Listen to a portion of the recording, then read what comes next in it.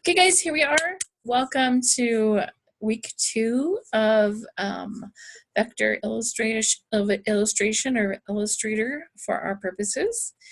I wanted to start off with any questions that you guys had from last week.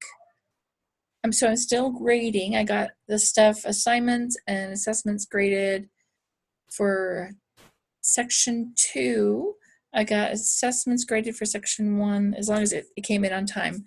And the assignments I'm going to be grading tonight, and the discussion posts I'll probably be grading tonight and tomorrow. So it does take some time because and I lose my Sundays, and I was actually not even around this weekend. So it was a little bit more of a challenge for me, but I'm here this week, so we're good. And I was responding to people. I just was at a conference.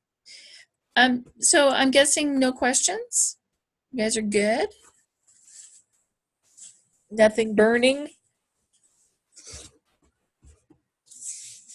Okay, we're going to step into some really fun tools, and I have a video showing up a little bit later for you guys that is going to help you with one of the tools.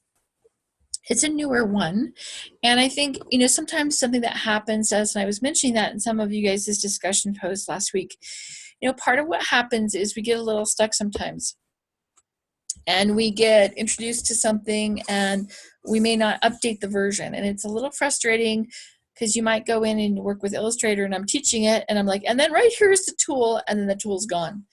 And it's just because, we have the Creative Cloud, and it's always updating. And there's literally things that get moved out of places, and you don't even have that anticipation. So it's always a little bit surprising when that kind of stuff happens, because there isn't really that complete expectation about what that looks like. So really, it's good for you to experiment and try other tools. And personally, if I wasn't teaching the class, I probably wouldn't be. So it's good because it forces me to be a little bit more present with the changes that happen in the programs, but kind of, be aware of that tendency that people have to sort of stick with what's old rather than going with what's new. Let yourself try to stay up to date with the new stuff, because when they created these programs, they really did focus on what designers are asking for as far as the programs go. So there's a lot of intuitiveness with the programs. You'll notice that tools that used to be only in Photoshop are now in Illustrator and vice versa. So there's a crossover. We mentioned the drop shadow. Drop shadow didn't used to exist in Illustrator, and there's still some of the effects that you can't find there. You can find them in InDesign. So InDesign is sort of a nice crossover program where you can take some of your vector things and some of your raster things, and they both function in InDesign. So that's a beautiful thing about InDesign. But Illustrator hangs out in vector land, and we didn't used to have drop shadows, and they added drop shadows to it. We didn't used to have blending modes. If you guys have ever used that in Photoshop, they actually added blending modes. It's just not always as easy to find. But then they added smart objects and some vector elements to Photoshop. And, in a way, it gives you a little bit of latitude to hang out in both lands, but not completely. So, it is important to choose the right program for what you're doing and choose the right one off the top, on the top. And, if you're going to do stuff, you need to make sure that you're being really smart about how you get it done. I just realized I need to turn the lights on. Hold on just a second.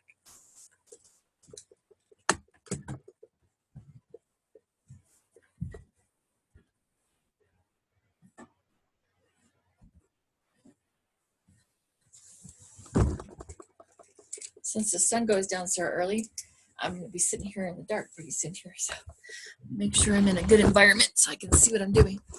Okay. All right, so let's take a look, and let's start off with kind of walking through. Now, just issues that I'm running into from last week, I think from the discussion side, one of the things I want to mention to you is when it comes to a raster image, even in InDesign, you can actually see it. When you take an image that's larger and make it smaller, it actually increases the resolution of the image. So know that you, making a raster image smaller is not a problem. It's taking the raster image and making it larger. So just want to make sure I clarify that piece for you, that the issue is making it bigger than what the natural size of the image is. That's going to cause that. The other thing is that the resolution that the image is saved at is going to impact it as well. So if you just go online and you just grab an image off the internet, it's probably going to be at 72 DPI PPI. And the reason that is because the small resolution images load faster. The other thing is it looks okay on the screen. So as long as they're not enlarging it bigger than that size, that resolution at 72 DPI PPI is going to be okay. But if you take that and try to use it for a print job and enlarge it beyond that size, that's where you're going to run into problems. So I think that's an important piece to know when we're talking about this vector versus raster, is smaller is okay, larger is not okay. That's where you're going to run into the issues that we're going to see with vector versus raster. The other thing is we do have image and live trace. It is an awesome tool to use in Illustrator. I will probably introduce it to you in week 4 because I think it's super valuable, especially for those of you guys who do your own design work. But I work with somebody that is a cartoonist. Let me see if I can bring up their website really fast. I think this is the one I'm using for you guys. Yeah, okay. And we had to go through a process in order to get this to work. So this is the people I worked with. So this is their book. Let me see if I can find their actual website instead of the book on here. Okay. All right, and so this guy's a cartoonist and he draws it on paper, and then we had to take it into Photoshop. We cleaned up all the little weird artifacts and dots that would show up on his page, and then we took it into Illustrator. We got rid of any of the text that was on there. Turns out his handwriting is almost exactly like a Comic Sans. So it was really easy for us to just take the text and replace it. And they had already just scanned in his originals, and we were just really working with those originals. We took them into Illustrator and we did image trace. And then we deleted any of the extra lines and stuff that show us up in an image trace. It's okay, great. Derek, I'm glad you're here. But we took all that stuff into image trace, and then we got rid of any of the extra lines and artifacts that show up. And image trace, live trace isn't always going to do exactly what you want it to do, because it is just a computer and it's just interpreting what it sees. And sometimes it ends up with extra lines. And if he by any chance drew an extra line and erased it, sometimes it would pick up that line. And so there was a lot of, like intuitiveness it took. And then we had to teach him how to close his lines, because if he wanted to put color in it, he had to have his lines closed, otherwise it wouldn't put color or fill color into it. So when it went to interpret an image trace, we had to make sure that those lines were closed. So when you take ideas, you have to kind of understand the underlying concepts behind them to be able to kind of focus on how to move this stuff going forward. So I think you need to know that, this stuff's going to apply to you in the real world as you guys are working forward. And the other thing I want you to do is I want you to be creative, because what you'll find out is the Adobe people, they're smart, man. I'm just saying, when you use a tool in Photoshop, a lot of times that tool will work the same in Illustrator. There's something called Expand in Illustrator, and you can use it and be able to do all kinds of really cool things where you can break things apart and do some different elements with it. So, be willing to go out there and try things and make mistakes if you need to. I know that there are shifts in the way that looks, and you're not going to, if you just Command Z just means undo. Command Z is undo. When I do Photoshop, I'm not as good at Photoshop. So I just keep my finger on Command Z. I'm just constantly Command Z because in Illustrator you can go back a long ways and Command Z, but in Photoshop you can't. You can, but you have to hit extra keys. And yeah, and so you really be willing to go out there and kind of play with it a little bit and know that you have some flexibility with it. I'm trying to think of anything else that was really showing up. I think one of the things I want to mention to you guys, and since I'm going to just talk about section 2, another area that ran into problems, and let me just bring up Illustrator here real quick. When you guys go in here to do your file and new, I want you to notice that you have an option, and some of you, when you created it in points instead of inches. Come on. And if you do that, you're going to run into all kinds of weird wonky problems. And the way that it's going to show up is it's going to show up if you try to type any text in there, the text looks humongous. Or if you do a 1-point stroke, the 1-point stroke looks huge. So right here, when you go to new, you need to make sure that you go in here and choose inches. I think it defaults to points or pixels. And if you have those, it's not going to work. So let's just say that you go in and let's go ahead and create it in points. And I'm going to go ahead and create. And then when my document comes up, I want you to see that you do have an opportunity to make changes to it. And it will show up a little weird. But if I go to draw anything on here, I'm going to run into challenges. So I can click over here on my artboard tool. And then the artboard that's currently selected is right here. And you guys will notice it's interpreting it in points. Oh, I cheated. It let me do it in inches because I already had the inches in there. But let's just say that I just do this at 8.5 by 11 points. So you guys can see the size on that and the size difference. And it was when I bring up your files and I go to grade it, I can see the difference right there. So if you want to change it, know that you can just go right here to the artboard tool and you can change that back to inches.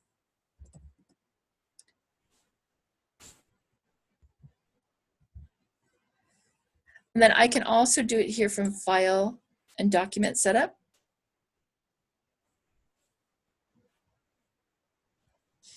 Everything's like taking a second to recognize in my system today, so sorry. I'm getting the blue swirl of death. When you guys are on your Macs, you get the rainbow swirl of death. Okay, and then we can edit our artboards right here. So it's just another way of us doing that. And notice my units are in points. I can change that to inches, okay? So know that you, even though you created it and you created it later, know that you can change that. So because I had a couple of them show up to me in points instead of in inches. And again, that made it more of a challenge for people because I didn't have that set up in the correct format.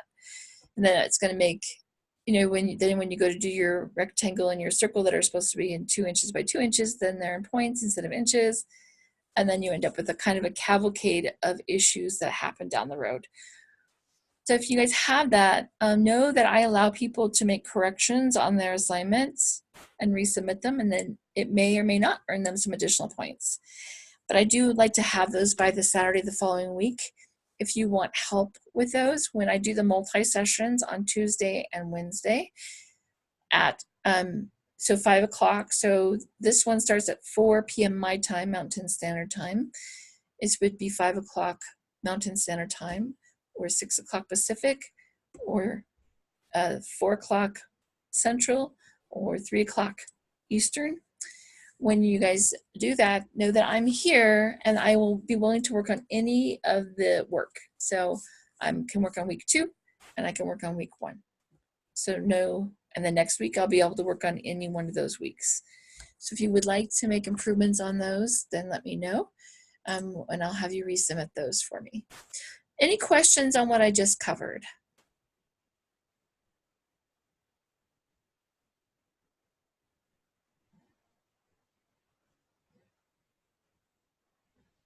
Okay. So just want to mention this too, and I think this might just clarify this. If you guys draw something And let's just do some lines, and let's just say I'm going to just make myself a rectangle, okay? So I'm going to make myself a rectangle, and then I'm going to draw another line right here. Let's see, I'm going to draw another line right here. Oops. Wants to do that same one. If you hold on the shift key, it makes it a proportional. And I just do that, and I just do that. And I go, okay.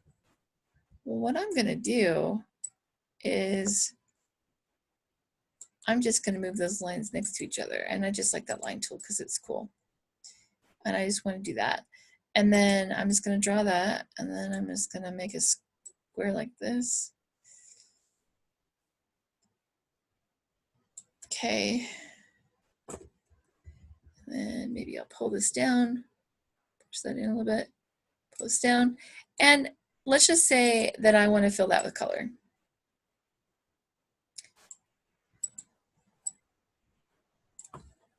And then I'm going to click on it. I'm just going to draw around it. And I want to say, okay, I want you to fill with color.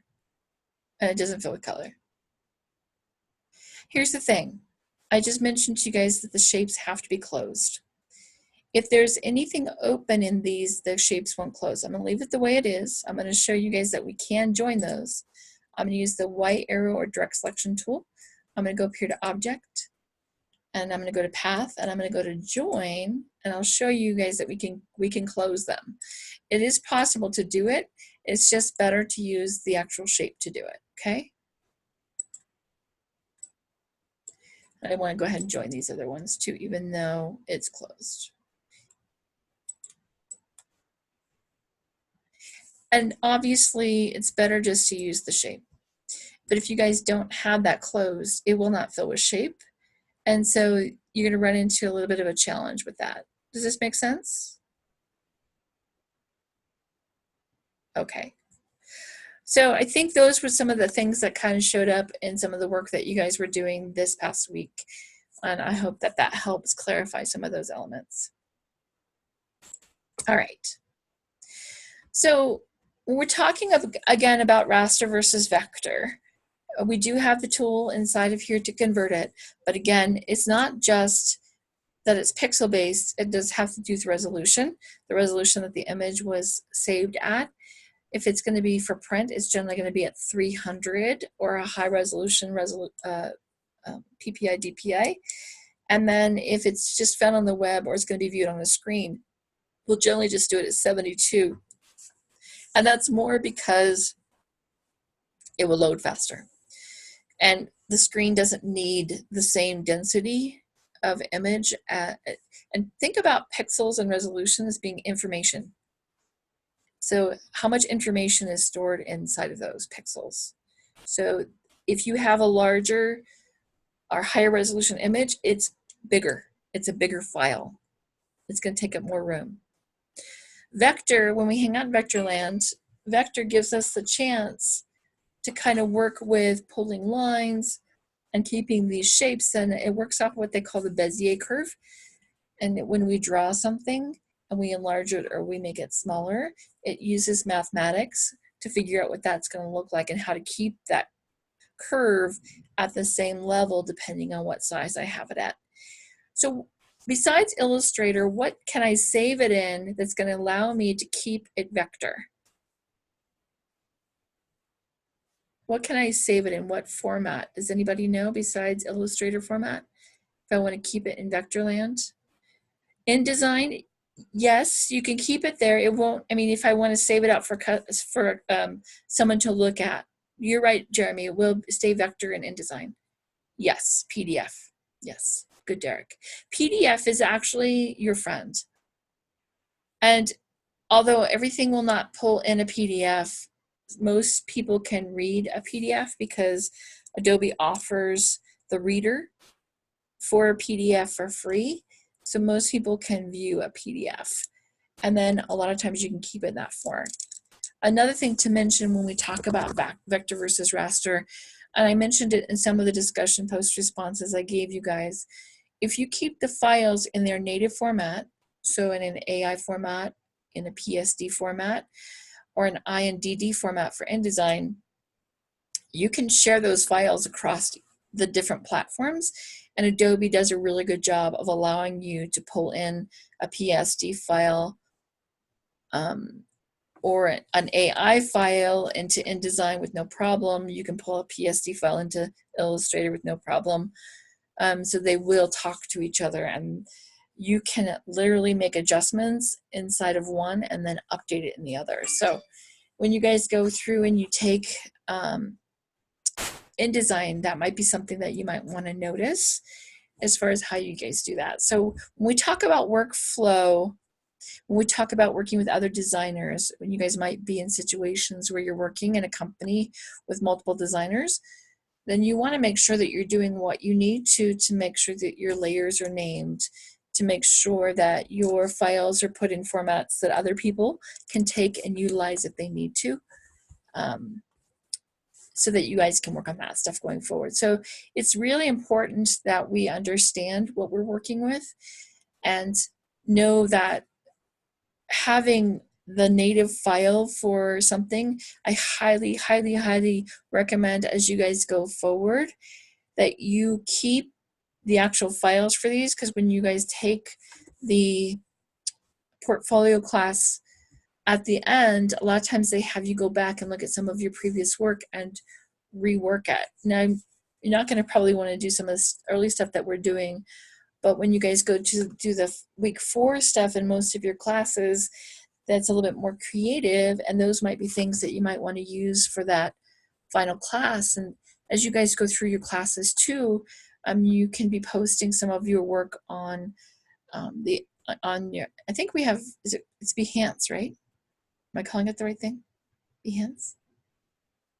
It's the Adobe place where you guys can store your work. But it does allow you guys to continue to build and get your work out there so other people can see what you're creating and then give you feedback on it. Okay. I think we covered that. I think we're good. Okay, so if you guys didn't get stuff into me for week 1, I'm going to score it down. It's going to be 1% for each, scored down 1% for each day that it's late. If you want to rework something, I generally allow you to rework it. I don't do discussion posts. Don't like them. They're not very fun to grade, so they're going to close.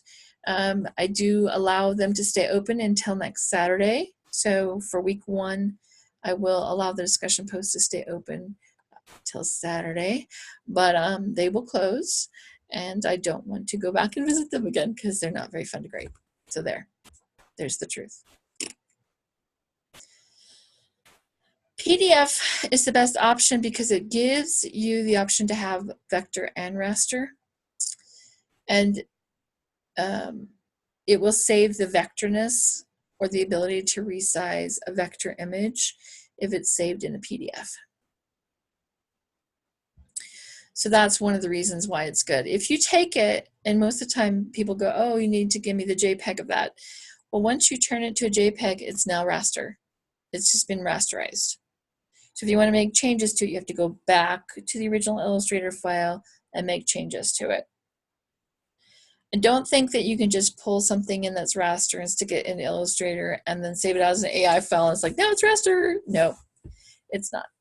So you actually have to go manipulate it and change it into a vector file for it to work. So we're going to talk to you guys. Yeah, and if you have any more questions, let me know. Okay. So create curves and straight lines. We're going to work on a couple of tools. We're going to work on the pen tool.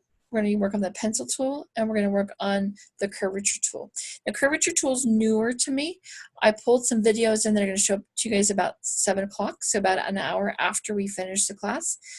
That will show up in the system. There are a couple extra tools, and I'll try to show you some ways to use it. You watch the videos. I pulled 2 new ones from YouTube. But that's perfect. I'm glad you did, Elizabeth. Did she talk a little bit about the curvature tool and that one? I can't remember. It's been a little while since I watched those.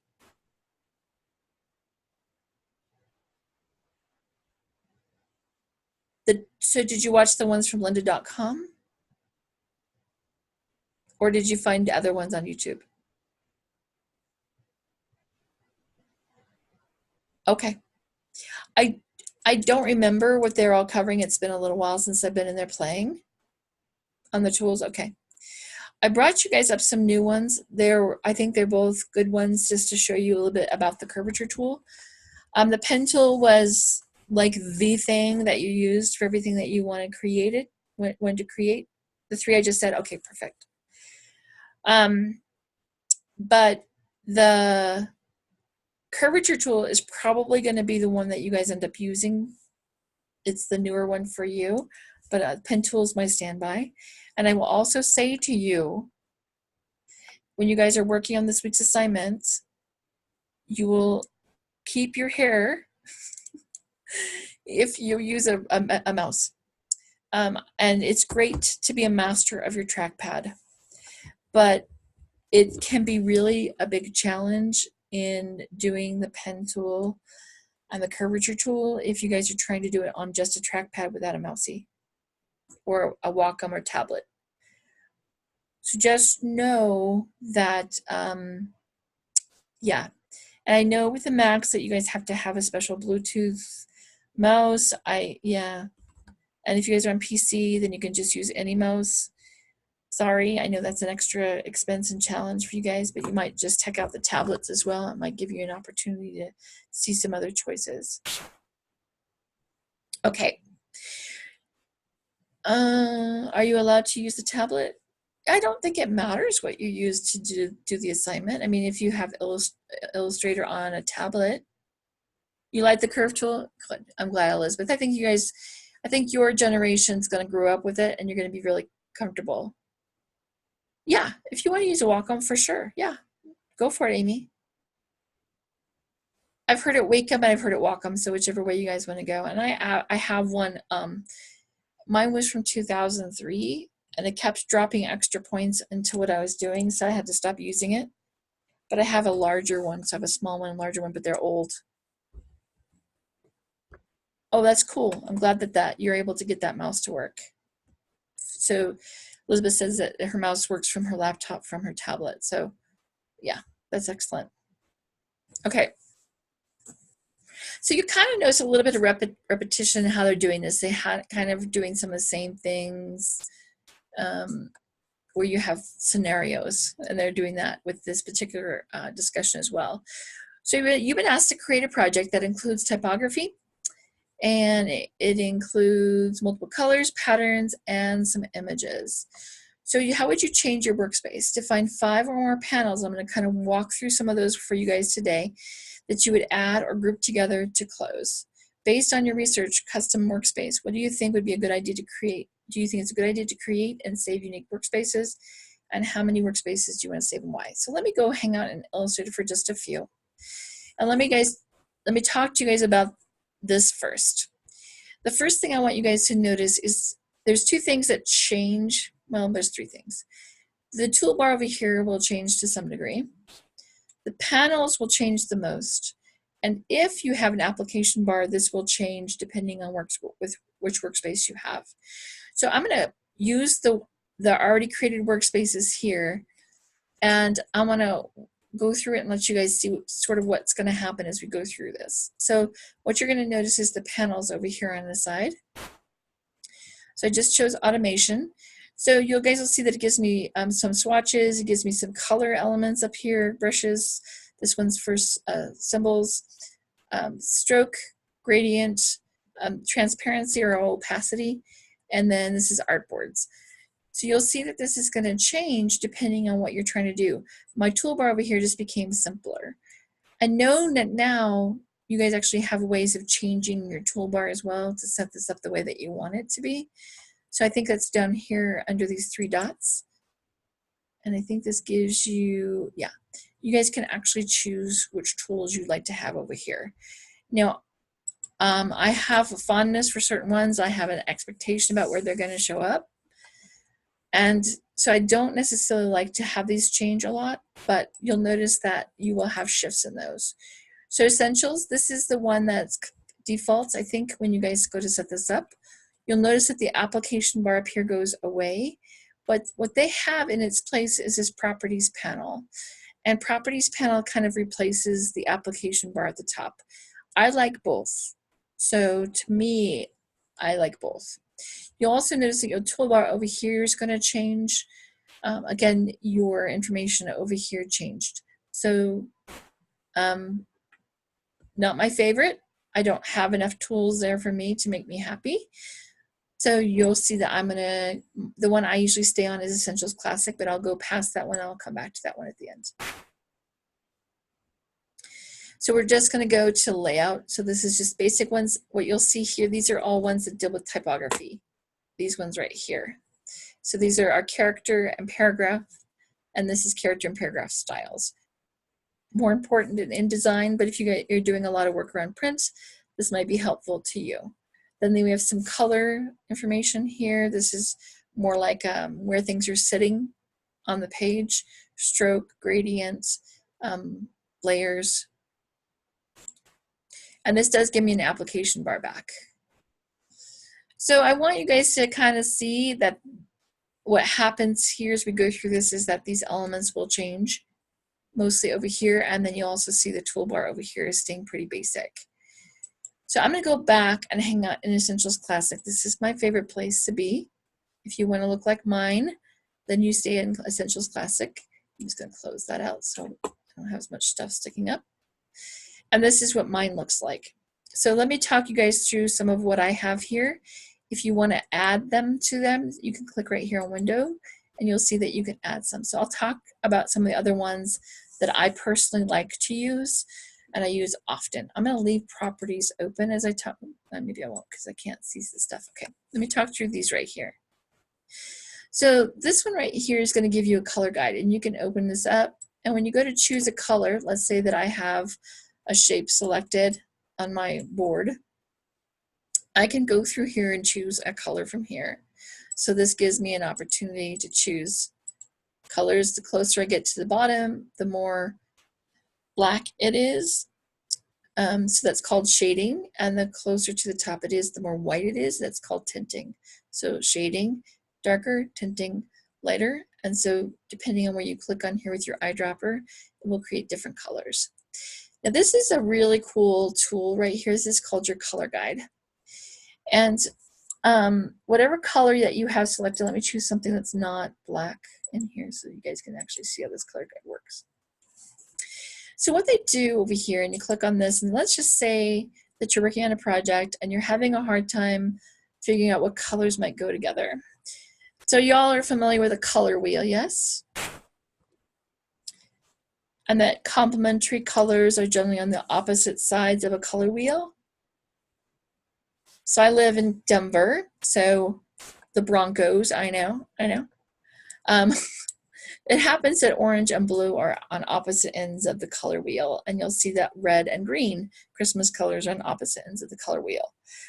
And it depends on what the intensity of the color, what you'll end up with is over here on the side, but you'll notice that my blue's here and my orange is here.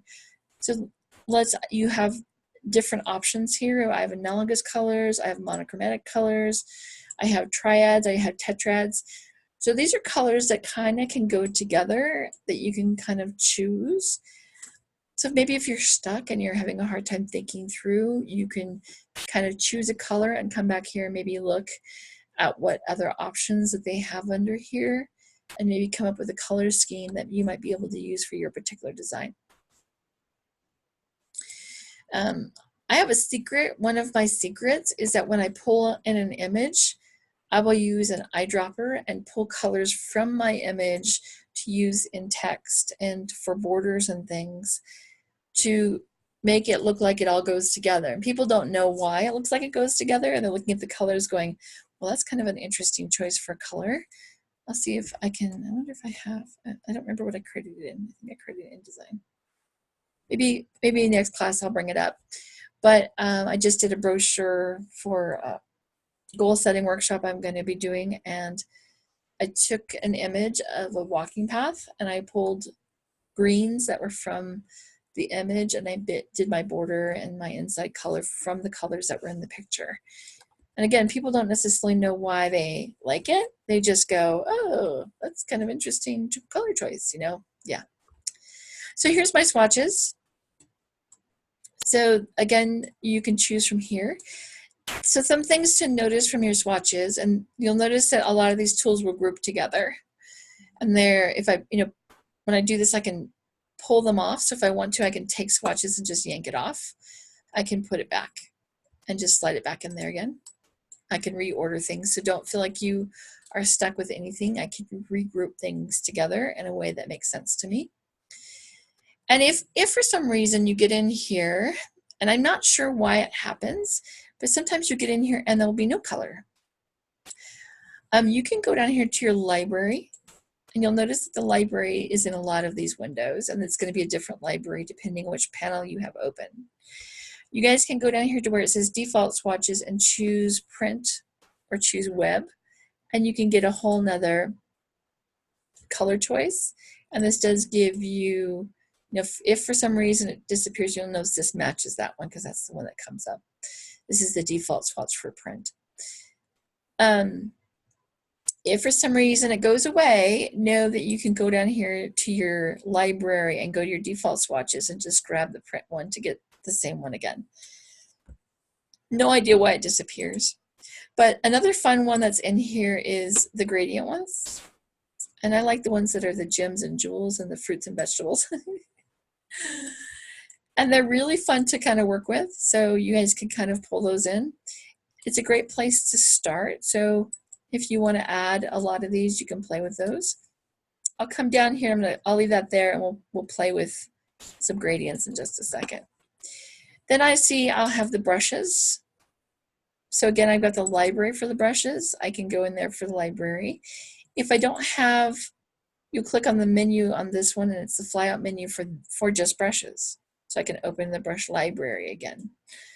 I can make a new brush. So if I create something on my screen, I want to make a brush out of it, I can create a new brush out of it. These are my symbols. I'll see if I can spend some time with symbols. Again, a fun tool. Again, options over here in the menu. Again, a library for just symbols. They're beautiful things. Yes, the gradients are awesome. They're so much fun, but you have to be a little bit careful because sometimes people get a little crazy with them and it looks like the 70s threw up on your picture. So be a little bit careful with it. But, like a 2 gradient background that you do as a radial can make a beautiful background. Okay, so this is a stroke. We played a little bit with strokes. If you look over here on the properties, you'll also notice that the stroke will show up. Let's see if I can just open that up and then we can do both. So you guys will notice I have some of the same elements here with size of stroke. So if I give it a stroke, let's say I give it, let's put a color on the stroke. We'll give it a pink. And then you'll notice here across the top, here on the side, and also here in my property panels, when I change one, it changes all of them. So I'm just going to give myself a little bit of a stroke on that. And then you'll see, if I scooch this over, you'll see I gave it a little bit of a stroke on there. So there's some repetition. There's a little bit more here in the stroke panel than is located here or here, but some of the same elements are matching. This dash line and the arrowheads don't show up here or here. So you have to have the panel open to get to them. Okay. Here's the gradient one, and this is super fun. Now I can pull my gradient off. Again, if I want to, I can pull colors on from here. I can double click on the color stops, and I can put colors in there. If I want to, I can pull them off. If I want to add one, I can click right there on the line and I can add one. So you see I'm changing my gradient right here. I can make it be, so right now it's a linear gradient. I can click right here and make it a radial gradient. Radial, excuse me just a second. I'm going to mute myself just for a quick second here.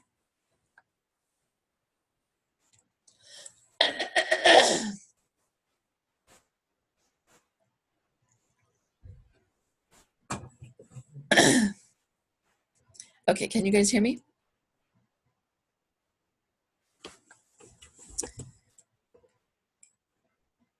Okay, perfect. Yes. So she mentions opacity. Yes, opacity is awesome in there as well. So you guys can play with an individual point, and you can change the opacity of that individual point right there with the opacity. Another cool thing is I can play with the way that the colors work in here. So I can play with the rotation. It doesn't really make much sense with this part, but I can also kind of squish this. So this kind of becomes kind of fun. But check over here when you guys play with gradients, I can also draw them the way that I want them to go. I can rotate it, right? I can move this around and play with the way that the lines are going to play, but I can draw them in different ways. And so you guys have a lot of flexibility with how you work with these, and so you can kind of squish them. Let's see if this one will let me kind of squish it. No, it's just rotating it. If I go back to linear, then you guys can see me kind of rotate the directionality of things. But this is super fun. I can flip my stroke and my fill in here, so I can make those two be different. I can flip the directionality of it by just clicking right here, and it changes the directionality of it.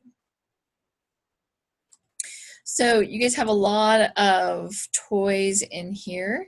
And then I mentioned to you guys blending modes. So here's where your blending modes are located right here under transparency. So let me slide that back up there. And then we talked about strokes. Transparency is right here, so you guys can actually play with blending modes. That's what shows up right here. And then transparency and opacity, you guys can make those two names be the same. I will have a video show up later about how to mask, but masking was traditionally something that we did only in Photoshop. But you do have a little bit of masking. So this is another example of a tool that was native to Photoshop that we pulled in here and we're using in Illustrator. Okay, so appearance. So this one's kind of fun. So let me actually go and grab 3D symbols.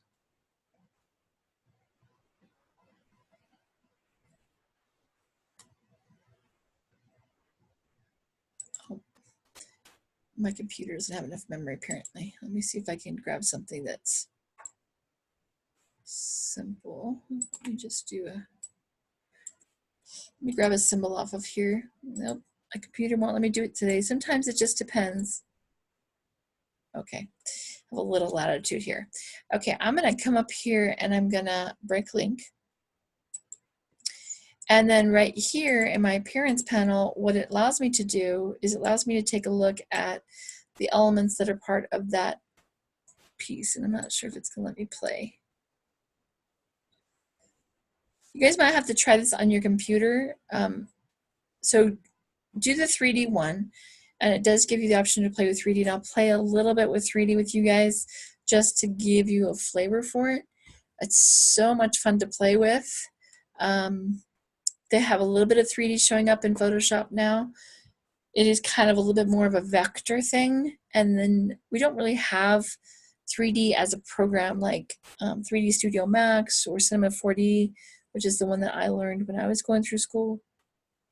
We don't have those as much here.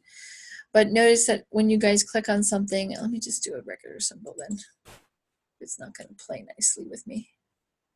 Let me just do a regular symbol. Let me just drag this one out.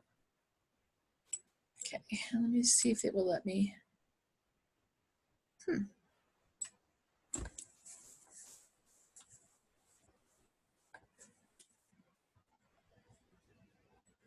Try it with this thingy. My computer will probably not be happy with this one either. There it goes. Yay! Okay.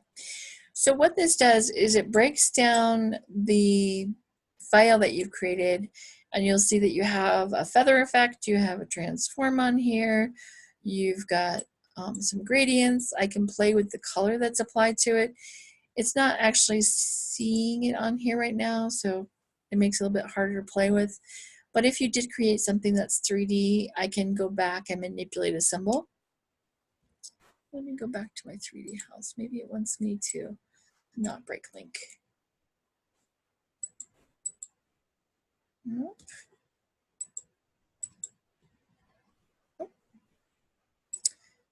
not gonna play. That's not very nice. But it happens. Okay. Go back to appearance. Okay, let me see if I can just change this fill on this one. I'm just gonna double click on it and let's just change this to an orange. So the part of it, there's multiple layers on here, there's multiple fills on here. So I just changed that one. And if you guys go down here again, you'll see another fill and another fill. So I can change each one of those if I want to. There are different gradients on here. So know that, you know, this appearance palette kind of allows you to break down something that's been created and kind of mess with it. So don't kind of plant that in your head and don't necessarily worry about it, but just know that's an element, that's a piece that's important that you can use later. Graphic styles are just applications. Again, there's a library down there that you can play with. This is probably someplace I spend a ton of time. So every time I create something in Illustrator and place it on the artboard, it creates a path. Or in this case, if I create a shape, you'll see that it's recognizing the ellipse. So you'll see the symbols on here, but every time I create something, it creates a path and it shows up here in my layers. And if I don't change the layer, then all the paths will show up under the same layer. I can move them around, I can place them on top of each other. And again, if something disappears, check first of all if there's color on it, and check second of all if it might be behind another layer. Whatever layer's on top is going to be the one that's going to show up the most. Okay, I added links down here, so reset essentials. It doesn't naturally show up in there. Now I could add other ones in here, so take a look at some of these other ones in here. Now when they're asking you about which ones you want to add, these are ones that you can add. So all these ones I just talked through are ones that can be added to a workspace if you would like to add them. Other ones that you might want to look at adding would be things like the libraries is one that a lot of people like. It's a place where you can store a lot of your files. You can create different libraries for different companies or groups that you're working with. So that's a piece you can have. Image Trace is a new one that they've recently added in here. It's one that comes up when you actually activate Image Trace, but they've created a panel for it that's separate that you can add to your workspace.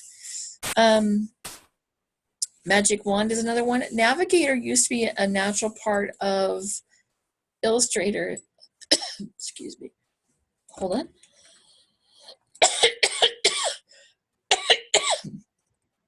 Okay, sorry, my mouth is dry. And Navigator was cool because you could kind of figure out where you were on the artboard and be able to move yourself around. And then you could also zoom yourself in and move yourself out up here. And I can do it over here. I can do it over here. It's just another way of navigating. And it used to be a natural part of the artboard when I worked with Illustrator back in the early 2000s. And then it became more of an option. So not everybody likes it, but if I get lost and can't figure out where I'm at, I will use it. Pathfinder and Align, which comes up with it, these oftentimes will show up in your properties. It will also show up across here, across the top, depending on what tool you're working with. And these are awesome, and I will show you guys a little bit more about them later, but they allow you to take items that you have on your artboard. So let's just say that I have this one and this one. I'm going to select them. I want them to center with each other. It aligns them together. I can also distribute multiple items with each other. So I was working with a lady the other day. She's doing a brochure for an art gallery. And we were using InDesign. So this tool exists in InDesign. I think it's native to Illustrator, but InDesign also has a lot of the same tools. Well, InDesign's kind of a nice combination of both the programs together, honestly. But it has a lot of these tools, and what we would do is we would get all of her pictures, we would group items together, so she had the artist's image and the artist's name listed below it. We would get everything aligned and spaced the way that we wanted to. We group them together, so it's under object and group. Then they act as one unit. And then we would just center them, and then we would distribute them evenly across the vertically. And then it would make sure that everything was aligned perfectly and everything looked beautiful on the design. And so it's just another way of making sure that everything was done and it was done in a clean way. All right, so is there any one of those that I kind of talked through that you want me to give you guys more detail on? I can just line it up here and I can line that up. I can pull stuff off. So please don't feel like you guys are ever stuck with anything. You can take it off. If for some reason you lost a tool, you can come back up here to Essentials Classic and you can just reset Essentials Classic. You can create your artboard the way that you want it to, and then you come down here and create new workspace and call it whatever you want. So if there's tools that you use all the time and you want to keep those tools and you want to save them for specific jobs, you can create your own workspace. Now, there's a question in the discussion post, and you guys ask questions if you have them. I'm looking and no one's asking anything, so I'm just going to continue talking. The question in the discussion post asks, how many workspaces should you have? And I'm going to say to you that I want you to imagine that you have 99 different workspaces up here. Would that be beneficial to you? Do you guys want to have 99 different workspaces that you want to scroll through up here? Yeah. So when it asks you the question, yes. When I asked you the question, do you want to, how many should you have? I think that you need to think about the space up here, right? Do I want to have to go through and search through 5 gazillion of these spaces, or do I want to just be able to go through and find what I think is most important? So I can manage my workspaces here. And this gives me a way of deleting ones that maybe I don't want to use, are not useful to me, or maybe I think I can search through my workspaces here. Like I said, some stuff's taking a long time to come up on my screen. So, but I want you guys to think about that when we're talking about, you know, these workspaces. Any of the questions on the panels, again, you can pick them up, slide them on, move them off. You can open them. I can just pick this up and just slide it right inside here. Nope, you feeling okay? I talked kind of fast, I'm sorry. But I was just kind of making sure I was moving through those so that you guys understood what you're looking for.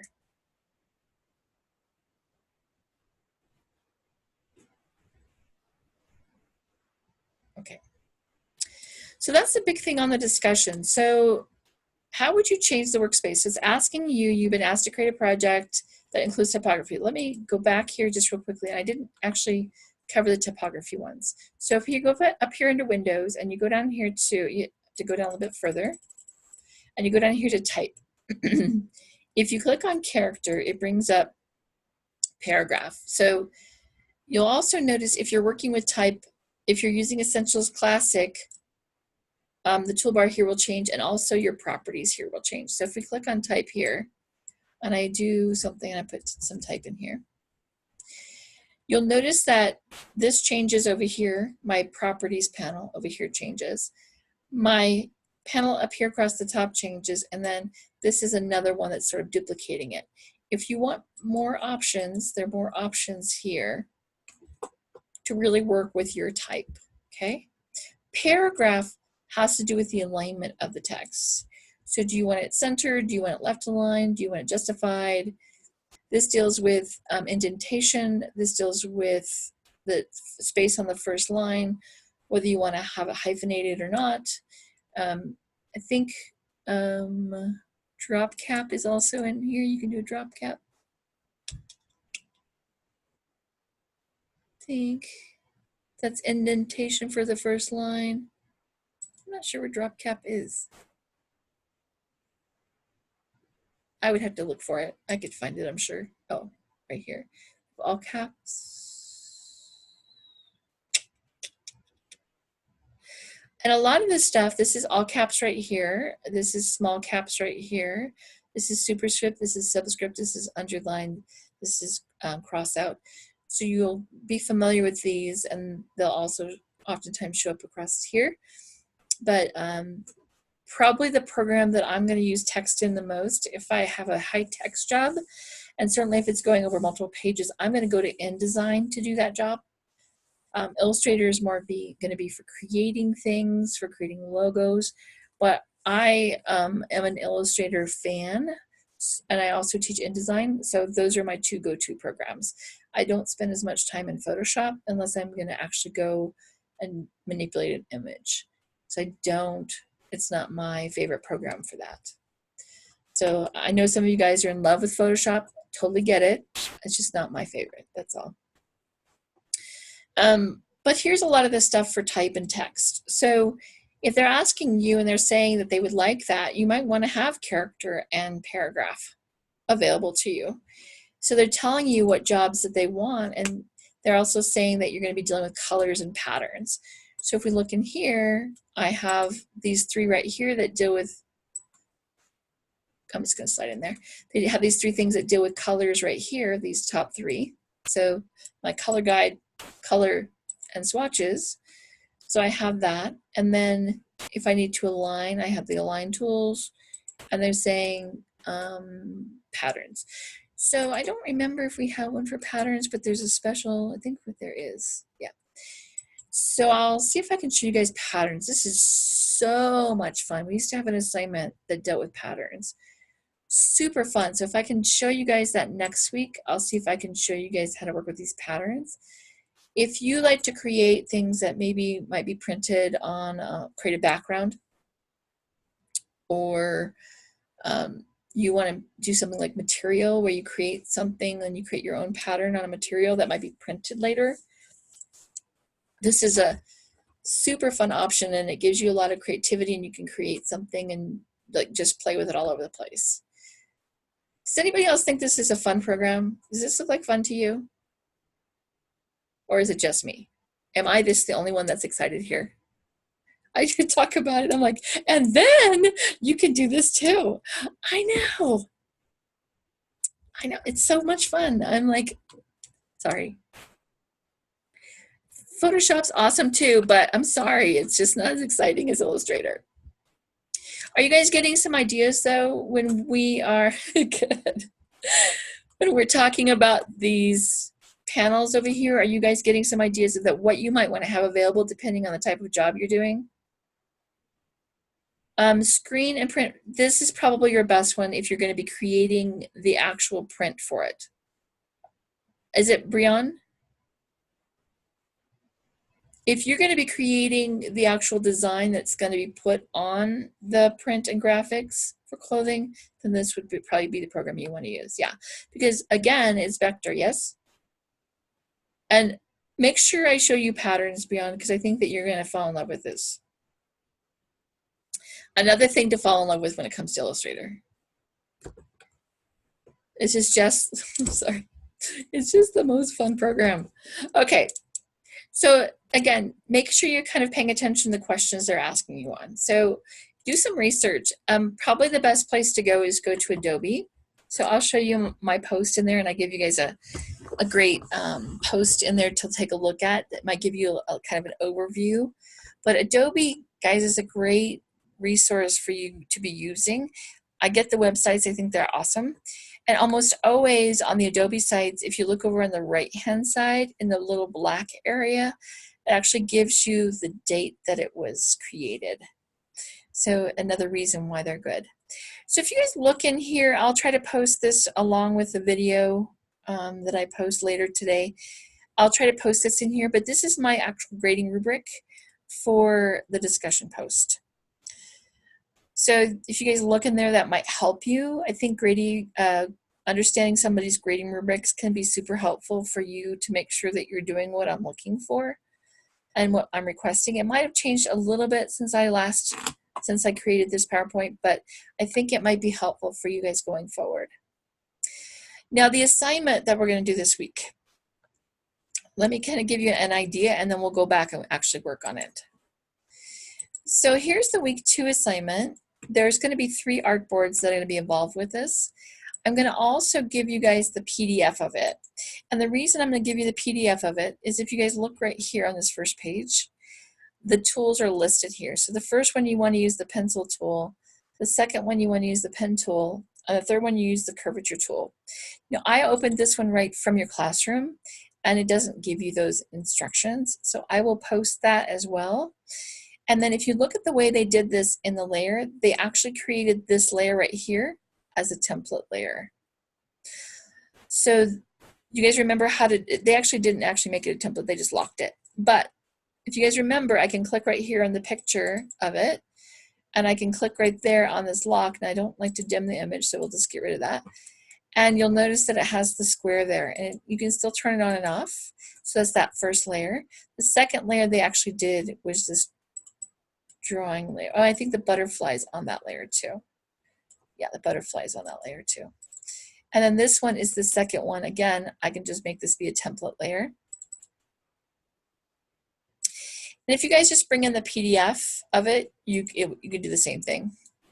It won't matter. And then I have, this is a template. And then I'm going to be drawing on this layer right here. If you guys use the PDF, you'll have to create your own layer. Otherwise, just read my words and then you know which one to do for which one. And this is what we're going to be using, and you're going to be drawing on this layer. If I'm on these layers, remember, if you guys go to try to do anything on these layers, and I'm trying to use the pen tool, you'll notice you get that little pencil with a little circle in the lower corner with a line through it, meaning you're not on an editable layer. But if I click on this layer right here, you'll see that it is editable, and my tool is available for me to be able to use. Okay? Guys, just pop questions in there if you have them. I'm watching the chat, so please feel free to pop in there. But this is what we're going to be working on. There's going to be 3 artboards. I will walk you guys through this. This is not hard. It's just going to take you a few moments. This is where you're going to spend the most of your time. So I'm going to show you guys how to do each one of these. I want you to spend your time here. This is kind of the culmination of learning the other two tools. Okay. All right, let me go back to the PowerPoint again. Okay, so again, on the first artboard, I'm just looking at you using the tool. I know that it's going to look a little wonky. I anticipate it looking a little wonky. Your guys, the one that's going to probably be the closest is the pen tool. But if you guys start mastering that artboard, the curvature tool, you might be able to do that well with the videos as well. So it should resemble the template. I want you guys to use that as a template, but I'm going to show you guys what it's okay to look like when we do the curvature tool in particular. You're going to do the first one with the pencil tool, the second one with the pen tool, the last one the curvature tool. So you'll have this one to tell you what to do with each of the tools, as well as if you look at the PDF of that. Okay. And then you're going to create the shapes. You're going to follow the instructions for Artboard 2. And on Artboard 3, you're going to create the shapes and fill them with color. So I'll show you how to do that. Remember, you guys want to use the shapes. If you use the pen tool, make sure you guys close the shapes. They have to be closed or it won't fill with color. So again, if you guys just draw lines and you don't connect them, it won't fill with color. It does wonky things. It does like a half line through something, or you'll know that things aren't quite right. Here's my grading rubric for the, I'm scooting it over because I can't see my toolbars over here, or you guys are over here. You guys will see my points along with this. Notice that I have a lot of points on the way the butterflies put together. Part of Artboard 3 is that you guys create a little paragraph, so you have to do a little text. You're going to create a paragraph at the bottom of Artboard 3 that explains what you found hard, what you found easy, maybe your process and how you created it. So those are going to be things I'm going to be looking for on this one. Okay, and then the assessment. Now, this one's a little tricky. I'm going to kind of, did you guys keep you guys still have your tablets, correct?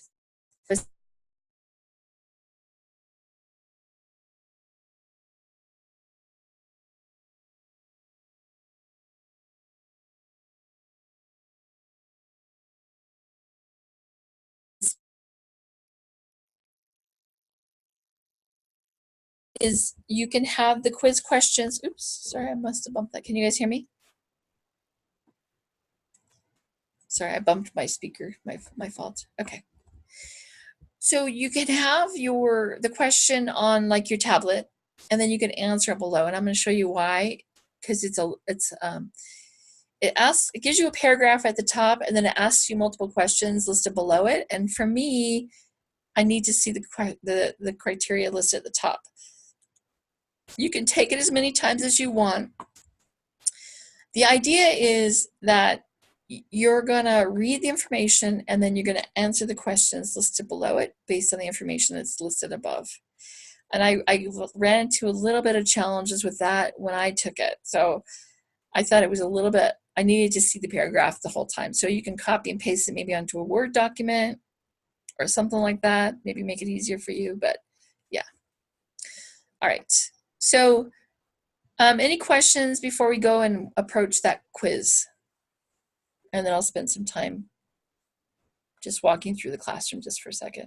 Okay. Okay. All right, let me just open the classroom back up. All right, so I'm gonna click back on week 1, or oops, sorry, you're supposed to be on week 2. Week 2. All right. So, is that open full screen? Sorry, I can't leave it full screen because I just can't see. Come on. My doggy alarm went off. I don't have dogs, but it sounds like sometimes I do because I have neighbors that have dogs, and the sirens are going off and the dogs are going nuts in the neighborhood. Fortunately, the dogs next door don't sound like they're home right now. Okay, so we talked already through week 1 discussion. So here is my post. Notice that I'm in section 1.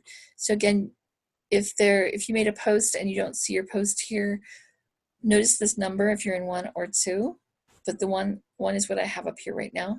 I don't have anybody else that posted in here yet. So you guys might check out my post here for Workspace Basics. It might be helpful for you guys to get an idea of the overview of what we're looking for this. And then feel free to look out at other sources. But even if I click on this, I think I can just click on this dude right here. When you guys go into Adobe, a lot of times students go, yep, there's no date. It's actually listed right here. So this particular one was listed November 4th of 2019. So you guys will actually find those listed usually here on Adobe Pages. Okay, so this is a lot of times when I do my first post looks like general information that might be helpful to you. And then I usually kind of answer the question with my second post. So this is like more background stuff that might be helpful to you to know. And I usually do my second post on Tuesdays. I have to do longer posts. So, okay, then let me go to the assessment and then we'll come back to the assignment. There's the grading rubric. Okay, so I'm going to click on this so you guys can see what it looks like. And then what you'll see is this paragraph up here, okay? And then down below, then you have question 1, question 2, question 3, question 4, and they all relate to this paragraph right here. So that's what I'm saying. Maybe copy and paste it onto a Word document so that you can keep the paragraph and you know what it says. Or open it up on your tablet and then have it also here so that you can answer the questions based on what the paragraph says up above. Does this make sense to you?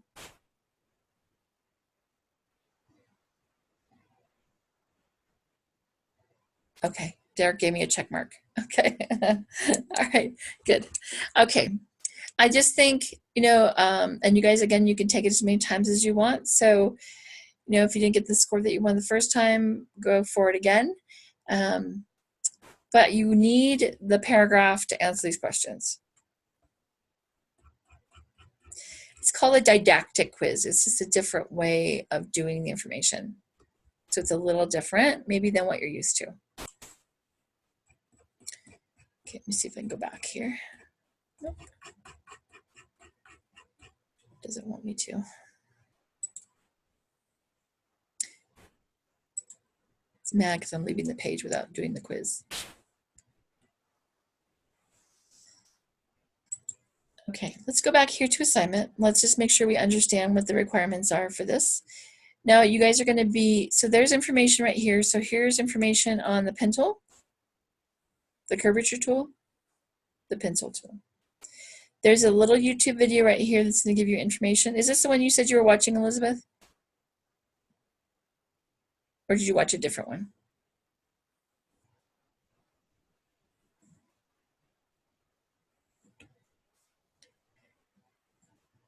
Okay. Well, there's multiple places to go. So if you guys actually go here to the home page, there's live session. If you click on the live session, this is where my video went last week. You'll notice mine because they're mine are big. I have no idea what size that's supposed to be.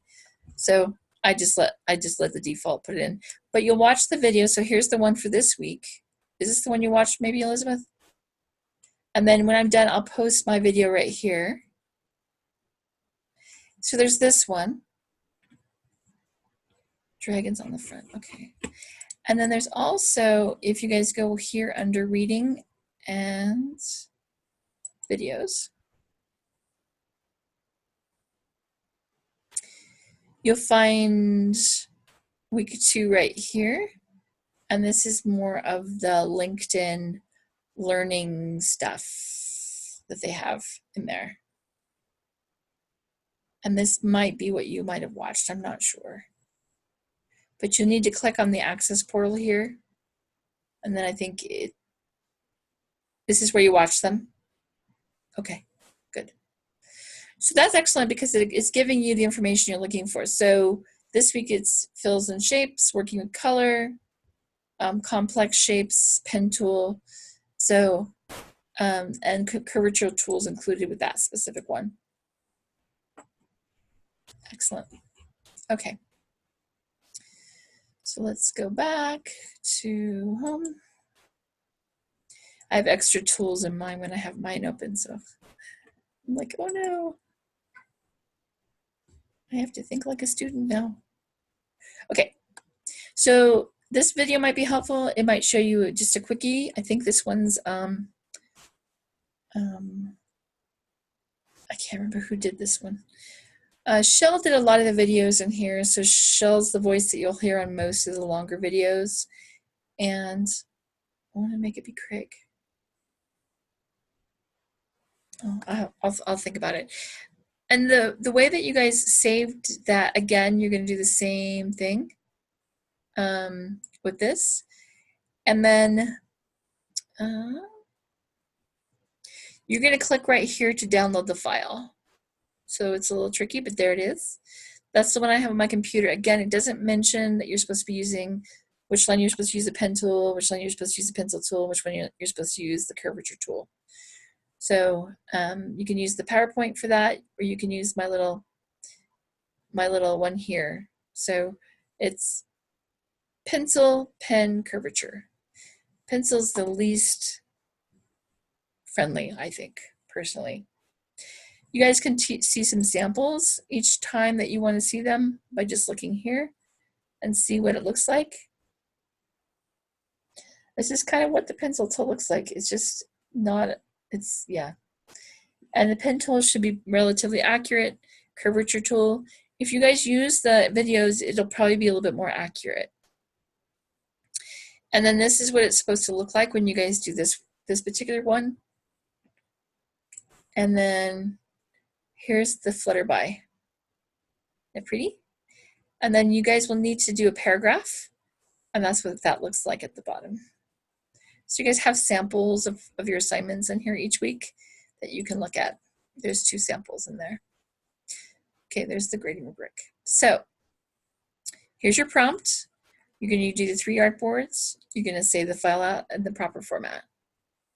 You're going to submit to me the native file. So notice it's the AI file, so I can take a look at what you did and how you put it together.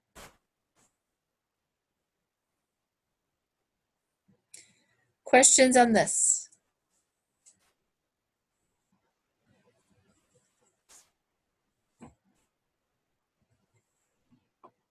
Okay, no problem, Elizabeth. Have a good day.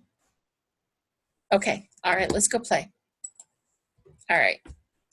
So let's start off with artboard number 1, and we're gonna start with pencil tool, pen tool, curvature tool. All right, so what you'll notice is, and notice it's having you put your stuff on this layer. We're gonna go over here and you guys will find your tools right here. So if you guys click, and you'll notice that in the corner of any of these things on your toolbar, it means there's more tools underneath it. So click and hold it down and you'll notice that you can add anchor points, delete anchor points, and I'll see if I can show you guys what the curvature tool looks like. I'm sorry, your convert anchor point. Right here is your curvature tool.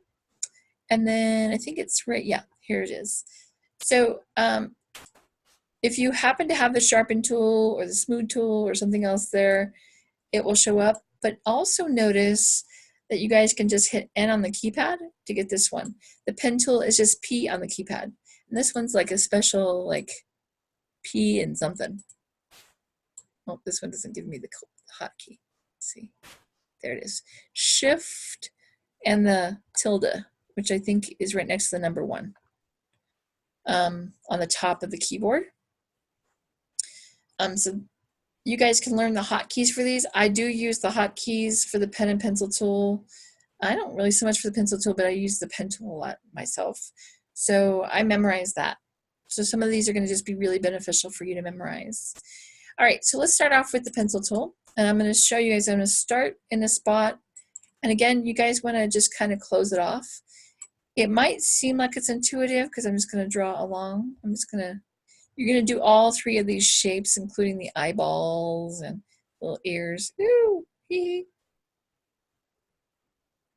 And I wouldn't anticipate your pencil tool looking very beautiful. But I'm going to show you guys something else about this. Okay, I'm going to let it go. Okay. Now, even though it looks like that, know that if I needed to, I can manipulate these shapes and put them where they're supposed to go, okay? But I don't care that these don't look perfect. I know that they won't, okay? So when you go to draw with the pencil tool, it's just, people go, oh, I like the pencil tool. It's cool. It's just not that friendly. And it doesn't give you exactness. And Illustrator is one of those things that you can be kind of exact. So graphic design has a tendency to draw perfectionist to it. And yeah, so if that's you, you might not find the pencil tool to be that helpful to you. You might want to punch a pillow. And I'm using a mousey, so imagine doing this on a trackpad. See how it's giving me that hollow circle in the lower corner of my pencil? That means I'm going back over the original point and I'm closing my shape. Okay, so you do want to close your shape. If I do that, you'll notice I have no fill and a stroke on that. If I flip my stroke and my fill, then you'll see that it fills my object. Okay, so the second one that we're going to use is the pen tool. So what I do with the pen tool is I find a place to start with my pen tool. Now, when you're working with these straight line angles, pen tool is actually really easy to use. I'm just going to click, and I don't actually have to do much. Because it's going at a straight line, if I hold on my shift key, it constrains my lines to be 45 degrees. So let me show you. If I wanted to pop off, it will show you it's popping from there to there. It's not giving me choices outside of that. So because these are straight line points, if I'm holding down my shift key, let me see if I can, apparently I didn't have a straight line on completely on that one. It will kind of constrain your proportions and keep your lines straight. So it is kind of an easier way to work with this one, and it's probably the most friendly for this particular piece. Although I pretty much don't use the pen tool very much for straight lines because I use my shapes. Okay, so you'll be doing all 3 of each of these shapes with each one of these tools. So all 3 need to be complete. Okay, now we're going to come to the curvature tool. And he's kind of funny when we're doing this one because it's not very happy, but there is a way to do this. So if you click on this, I'm going to just click just so you guys can see what it's going to do. Now I'm going to move up to do my next point. I just clicked there like I did with my pen tool. Can you see what it's doing? It's creating a curve. Now I'm all perfectly okay if your one with the curvature tool looks like this. If you want to be more exact and you want to hold down the Alt key when you go to click your points, then it will allow you to make straight line points. Can you see I'm holding down the Alt key? For the people on the Mac, it's the Option key. And it's allowing me to do the straight line points. So if you guys, I'm going to let it go now and you guys will see how it does this curve thing, okay? So if you want to be exact, hold down the Alt Option key and then it will let you do the straight line points like that. Cool? So all three shapes, including the swirly under the fish, including the eyeballs, all those things. Questions for me on artboard number 1?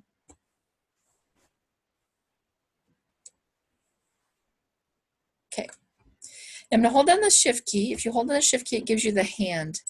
It just allows you to drag this over. Now I'm actually going to hit Z on my keypad. You guys can hit Command or Control plus if you would like. I like zoom because it allows me to pick what I want it to zoom in on. If I hold down the Alt or Option key, it allows me to zoom out. If I have it down, then it allows me to zoom in. So you'll notice the plus sign on the inside. Hold down the Alt or Option key, it gives a minus, meaning that it's zooming out. Okay. I'm going to hit P on the keypad for pen. And you guys remember when you went to the dentist office and they used to have those little books and you used to go in the, you guys remember that? And you would go in there and you would you would find the things that are hidden in the picture, or you would draw 1, 2, 3, 4 and you would make your image. Is it just me or do they not do that anymore? I think they're called the highlights. And they always had them in the dentist office when I was a kid. Okay, you guys know what I'm talking about. It's all good. Now again, you guys will notice that I don't have a fill on. Oh, you had a subscription. Okay. Didn't share me knows what I'm talking about. Yeah. So when you guys go to create this, if you have your fill on, it'll kind of fill up your object. Just go ahead and come down here with the fill on top and hit this white box with the red line through it to close out your fill color. Okay, so that one's kind of boring. It's kind of like what we just did on the other one. Hold down the Shift key if you want to constrain proportions, or just maybe just click. You're not doing anything complicated. Now I want you to listen carefully to what I'm saying on this. Here's where the pen tool comes in and it's helpful to you, but you need to pay attention to what I'm saying. Now when I'm working with the pen tool, what I'm doing is I'm clicking and I'm not lifting my finger off the mouse or lifting my finger off the keyboard. Oh, your son has one? That's awesome, Amy. I'm not letting go. And I'm clicking and I'm dragging out. What I'm doing every time I'm dragging out is I'm actually I'm creating a handle and I'm setting up the line for the next point. So it wants me to hold on the Shift key. And the reason it wants me to hold on the Shift key is it constrains it to 80 degrees. But sometimes on my computer, it acts wonky. So it makes things shift around. So I'll show you if I hold on the Shift key, it'll just make sure that it stays completely horizontal. Now, as soon as I drag it out to this point, it's creating my handle. I'm going to let it go. And I don't have my finger on the mouse anymore. I'm going to click on this one and I'm going to click and drag down and I'm going to put it where the anchor point is supposed to end. And once I get there, I'm going to let go. Okay? Now, this is a rubber band thingy. I can turn this on or off, but it just shows me where my line's going. So it can be kind of helpful. It took me a little while to get used to it.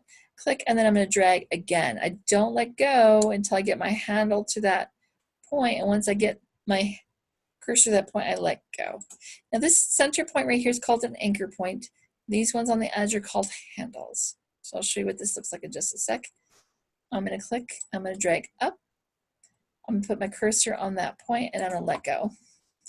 I'm going to go ahead and finish it even though it doesn't tell me to. I'm going to go back and click on it. Remember how I told you that the cursor gets that little hollow circle in the corner? It means I'm closing my object. I'm going to click on it and I'm just going to drag it out again and it's going to make my circle. Now let me show you what happens as I play with this. If I click on the anchor point, it makes sure my handles are activated. If I pull my handle away from my point, it makes it more curved. If I push it in, it makes it straighter. Okay? So you need to play with this enough times that your brain and your hand start to understand what happens as you move the points in and out. Once you do that, your intuition will start kicking in and you'll know which way you need to pull it to make a point match up. Okay? All right. So when we get to these ones, you'll notice that it doesn't close off. You're going to have to hit the Enter key to close your shape. Okay? So it says press and click here. Hold down the Shift key. That's again to constrain proportions. If you don't hold on the Shift key, it's okay on this one. But I'm going to click and I'm going to release here and I'm going to let go of the mousey. Okay? So don't keep your finger on the mouse or on your trackpad until you get to that point and then you let go. Okay? Now I'm going to put my cursor down here on this one. I'm going to put it right on the point. I'm going to click and drag down. Let go. Click and drag up. Let go. Click and drag down. Let go. Eat. Are you going to go eat? Oh, neat. It's like eat? Huh? Okay. Now, if I don't hit the Enter key, it's going to continue on with the shape over here, and I don't want it to. So just hit the Enter key. It closes that one off, and then I can go work on the next one.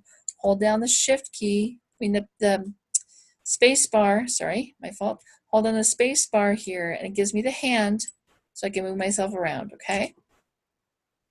My pen tool is still there. All it does is interrupt it. The only time that doesn't work is if you have the type tool. If you have the type tool, then it knows it's a space bar. That's what it does. Okay, so I'm going to click. I'm going to drag down here, and I'm going to let go. Now notice what it says. It says click here, press directly on the anchor point that you just created. So I'm going to click, and then notice I didn't click and drag yet. Now I'm going to click back on the same point, and I'm going to drag down. This is actually setting up my next curve.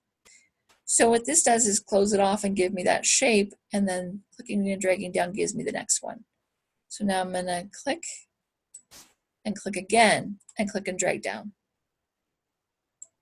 Now I'm going to click again and drag down, and now so I don't have this hanging out, I'm going to hit the Enter key again. Okay, fun stuff, right? Okay, now you see how we have the curve and then we have this kind of break and we have the curve again. So we're going to do something to make that happen. Okay, so we're going to click and drag up here. Now I'm going to click and drag down here and I'm going to stop. Now don't let go yet. Now I'm going to hold down the Alt or Option key, whether you're on a Mac or PC, and I'm going to hold it down, and what it does is you'll see that it breaks this handle. Okay, I'll show you how this is different in just a second, but I'm going to click and put the handle right there. Now I'm going to click and drag down. I'm going to hold down the Alt or Option key to break that handle, and I'm going to pull it up here. I'm going to click and drag down. Hold down Alt or Option. Click and drag down. Oops, I didn't get that matched up very well. I just hit Command Z. Now, Illustrator is way more friendly than it was in the olden days. I'm going to hit the Enter key. If I decide I want to go back and pick something back up, I can click back on a point again, and it lets me mess with it again. Okay, so you guys actually, it's a little bit more friendly again than it used to be. Okay, let me show you what is the difference here. Oops.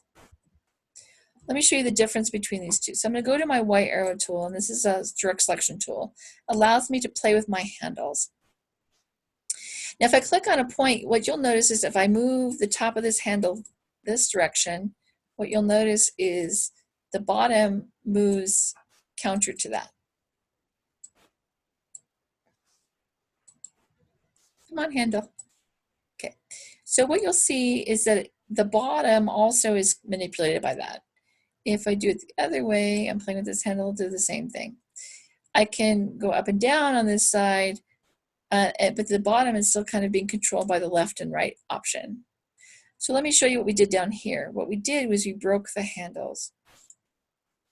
So I have one handle here and the other handle here. Okay. Ooh, I crossed those over. Hee hee. Come here. It's a little hard to see. Should change that from green. If you guys want to change it because it's hard to see, you can always double click on the layer. And then right here where you have the color, you can change it to something that's easier to see. Let's do dark green maybe. Okay, that's a little easier to see. Okay, so I can play with these handles and now they're independent of each other. So there's one handle right here. Here's the other handle. So rather than me having them control each other, but it's giving me this very pointed looking thing right here. Looks like antennas, right? Versus this up here where I have them connected to each other. So that was holding down the Alt or Option key that while the handle was being built, that allowed me to break it.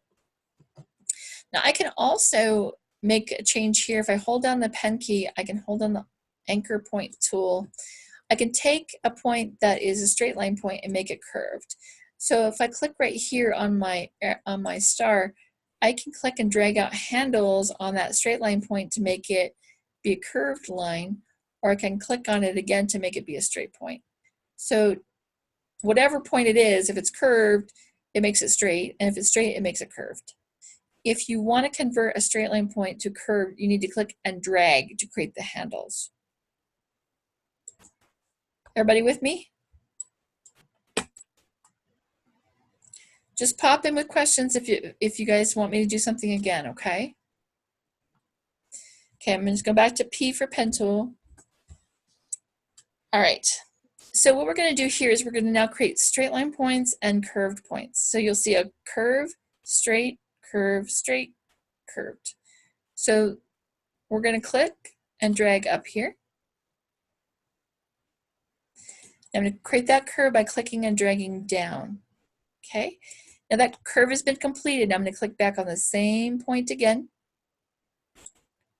And that's going to help me make this straight line point right here. Okay.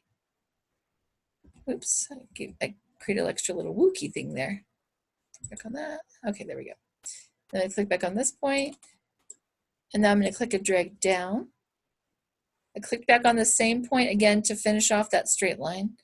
And now I'm setting up the next point. So it's telling you each time, click back on that same point again. So I'm clicking here. Now it tells me to click back on this point for 10. Now for 11, it tells me to click here.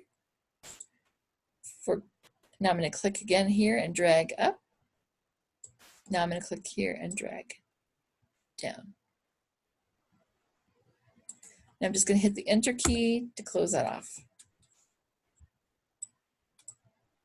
Oops. Okay, now this little dude right here, I'm going to close this so I can have my full screen here. It's good to have the full thing on there so that you can kind of see what they have. Now, you do want to pay attention to this because there's some little trickies with this one, but it's basically going to look like the same shape, kind of like slightly offset from itself. So here I'm going to click here, and I'm going to drag there, and I'm going to release. So click and drag here to let go. Okay. Now it tells me to click here on 3, drag to 4. Oops, drag to 4. Now that's setting up this curve right here to make sure this curve is good. But now it wants me to click on the same point again. Oops. Same point again and drag down to 6. And this is actually setting up the next curve. Okay. Now it says click here, click and press here and drag to release here. So I'm going to click and press here and drag to release here. Now it tells me to hold down the Alt or Option key and press the anchor point again. So this is to break the handle. Now I'm going to click and drag to here. So that's what's creating this like straight angle point here. So now I've got my this, and I'm going to click and drag here and drag up to 12.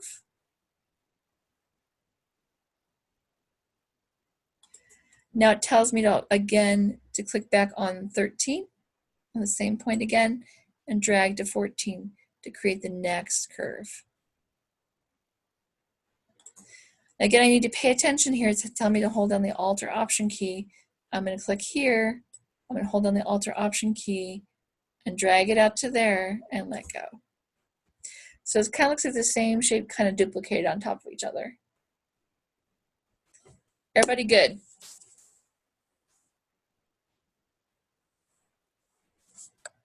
Perfect. Okay, hold down the space bar. Now, I'm going to talk to you guys real quickly about how to do your text here at the bottom first, because then I can spend the rest of the time on my butterfly. Okay, so what you're going to do down here is you can click and just type where you want to type, or you can click and drag out a text box. Now, something that they decided to do, and they did it later, is they added what's called Greeking, or it's filler text. So all that is filler text. Don't worry about it. Just type what you need to type in there, okay? Just ignore it, and you're already in the box. Just type what you need to type. What you want to do right here is maybe talk about your, you want to do it at the end.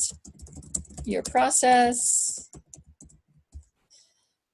and what you found challenging and what you learned, something like that. Now, even if I click off this box and I click back in it and I double click right next to the text box again, it lets me reactivate it again. So if you want, you can be doing it through your process or whatever, but I can click and drag out, or I can just click right there and I can just start typing here as well. So either way is fine when you're working with this. And then over here, you guys will notice, because I have the type tool activated in my properties over here and across the top, I can play with my font and my size.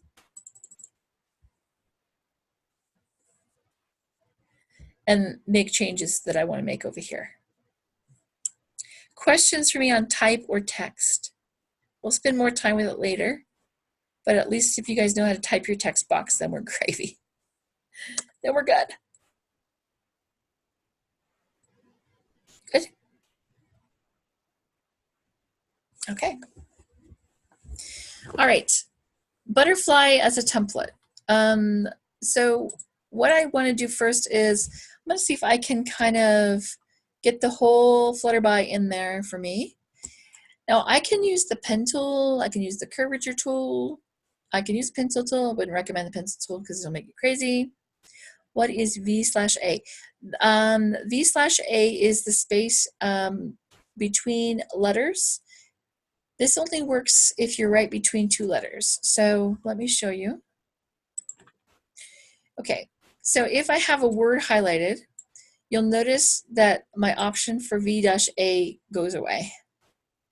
But if I put my cursor between the O and the U, then it gives me options to actually increase the space. So you'll find some fonts that those two letters are too close together. And you want to actually, oh, sorry, I'm clicking the wrong thing. And you want to actually have more space between them. So let me see if I can bump it way up here so you can see. See how I just put a space between the O and the U? There's some letters that when you type them, like FL, that in some fonts, they're actually stuck together. They actually decided what those are going to look like, and you may not be able to separate them. But this is an example of two letters that maybe I might want to put some more space between because they look like they're connected. But maybe with this font that we may not be able to make that change. It depends on the font. Sometimes they built them so they're the F and L, that combination of letters together will be connected, and they've decided how the spacing is supposed to be on that. Does that help, Derek?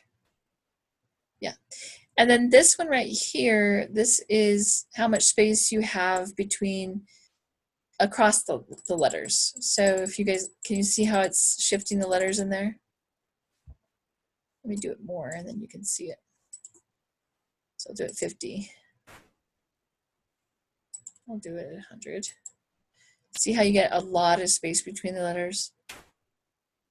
Yeah. Okay. So I'm going to use my pen tool. I would say pen tool or curvature tool would be the best one to use based on what we have here. So I'm going to hold this down and I'm going to click and drag. And what I want to do is create my base background. So this is what's going to be hanging out behind my butterfly. Now I'm going to give you another way of doing this, and then I'm going to flip my stroke and my fill. And I'm actually going to zoom in on this dude. So let me zoom in. And again, because the pen tool is much more friendly than it used to be, I can just click back on the same point and continue off from where I left off. I'll scooch this back in. And we can modify this. We can go back and clean it up. But I'm just going to get the outline of this sketched out.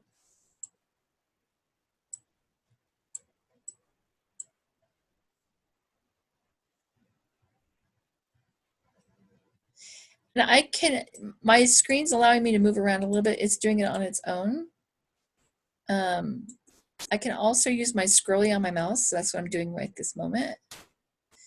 And then I can also use my space bar to move myself around. So because I'm zoomed in, the space bar is helpful. Now what I can do here is I can click, and that's going to make a straight line point there. So rather than clicking and dragging, I'm clicking and dragging right now. Can you see that I'm doing it in the direction of the line that I'm going on to next? I'm using the scroller. So I'm clicking and dragging in the direction of the line. I'm putting up an anchor point about where there's a curve. These are like a little small little boopies here. So I'm going to do little boopies, little boopy, little boopy. So I'm doing some smaller ones there. So I'm just going, I'm actually pulling my cursor in the direction of the line that it's going in.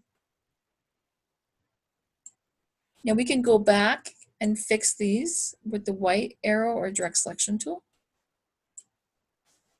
Hold down my shift key and my space bar, my apologies. I'm just gonna go, I don't have like a lot of curves here, so straight line point, just click, okay? Here we click and drag. Clicking and dragging. And here I can just click and drag here, and I'm just pulling up my handle to create that curve down there. That doesn't necessarily set my next point up very well, so dragging the handle a long distance isn't necessarily the best of things to do. And you guys can make the background of your butterfly blue if you want to. I just have mine black because it was easy. And again, Command Z will just delete that last point so you can replace it if you want to. Spacebar. I'm not taking a lot of time with this. It'll take you guys a little bit longer probably just because you're not used to using the tool. I wish you guys might impress me and just be super smart with it. That would be cool.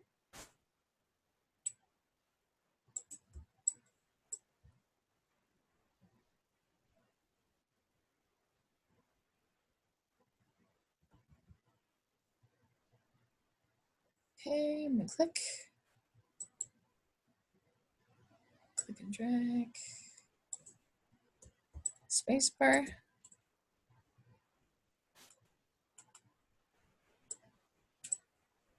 You guys are welcome to use shapes on this because you guys can see right next to where my cursor is. Can you guys see that you have some circles there, some ellipses? So you guys can welcome just to create some little ellipses for those. I'll show you again duplication. Okay, Amy had to go. Yeah, I'm not sure. I guess some people might find it helpful. I have just never found helpful. The good news is it drops points, so you can go back and manipulate it later. So I guess that's the good point, but yeah, I don't like it either. I think it's crazy making personally. Now, we're going to come back around in just a second, and we're going to come back and get up to the head of the butterfly. And you guys can, maybe just draw it out. And if you want to make that inside of that butterfly, like the body part of the butterfly, be a little bit different from the wing color, you guys can always draw that separately if you want. We're just gonna keep it with the base color. See, I'm going farther because I don't have as much curve there. So again, I need to click and drag a little one out. Don't go too crazy with the handles because it's going to force you to have to go back and do a lot of adjustments. Okay, so what you might do is maybe do the head and then go back and do the antennas separately.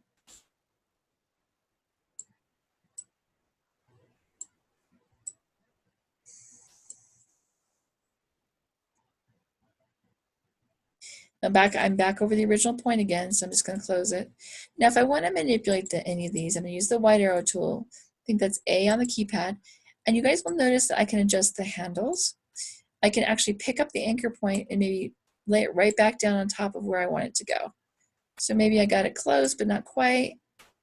You'll notice that you get a pretty nice curve if you keep the line like laying like, oops,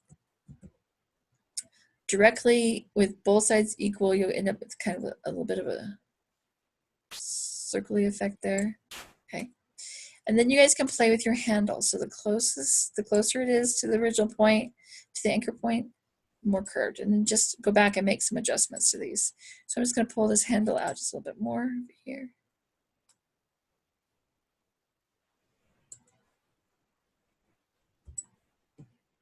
And then I'm just going to push it in on this side. See, I'm just kind of laying it down on top. And I didn't have a very good aim, so I'm just going to pick it up and lay it on top. I'm going to rock this puppy like that. Push it.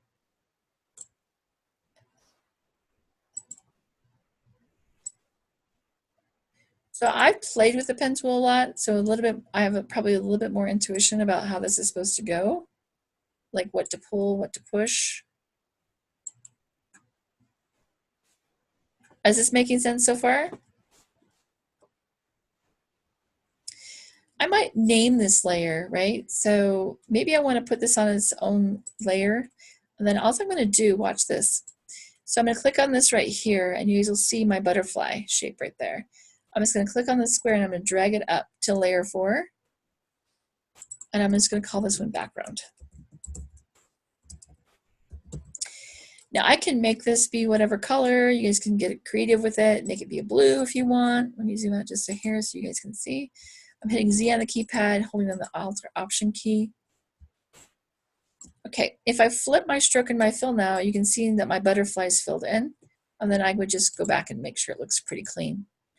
When I grade this, I actually look to see how detailed you guys were with it. Now I can flip my stroke and my fill back. Oops, I have to have it selected first. Okay, and again, make this be whatever color you want. Now, I'm going to give you guys a trick. So I'm going to do like a little corner of this, and I'm going to show you guys how you can save some time. So if you don't watch this video, you don't know this cube. So what we're going to do is we're going to work on this upper corner of the butterfly up here, and we're going to be on a new layer. So I'm going to lock that layer out and do a new layer. And then let's go ahead and just do a couple, actually let me zoom in again real quick.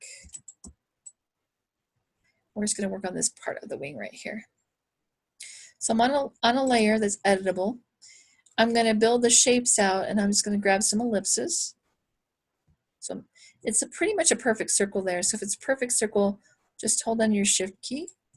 I'm just going to use my left, right, up, down arrows to boop it around a little bit. And then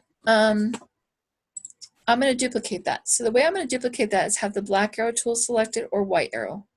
I'm going to hold down the Alt or Option key. I'm going to click on the actual border or outside border of it. If it's got a fill, you can just click on the fill. Without the fill, click on the border. You'll notice that I get a white arrow on top of a black arrow on top of a white arrow. I just click and drag that down to duplicate that same shape. Okay. Oops, I didn't hold it down. My fault. And sometimes you hold it down and it still doesn't work. So just know that that sometimes happens. Okay. So now this one's a smaller one. So now I'm going to click on this one. And now I'm just going to grab the corner, hold down the Shift key, keeps the proportions the same. And I can just use my left, right, up, down arrow, a little bit smaller, maybe on the top up there.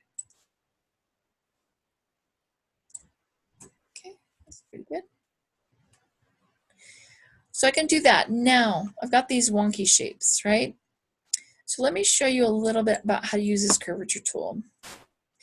Now, one of the things that you can do with the curvature tool is kind of pay attention to the way that it's, you lay down a point, you're going to notice that it's creating its own little line. And don't necessarily have to worry about that. We're going to go back and play with this in just a second. We're going to now go back and try to close off the shape. If for some reason it doesn't close off for you, you can hit the Escape key.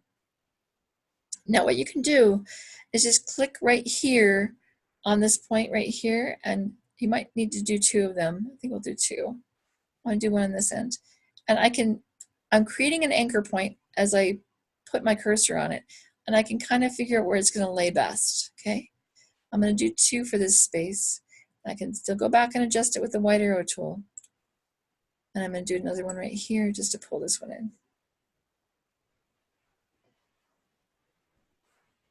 Maybe I need to do three.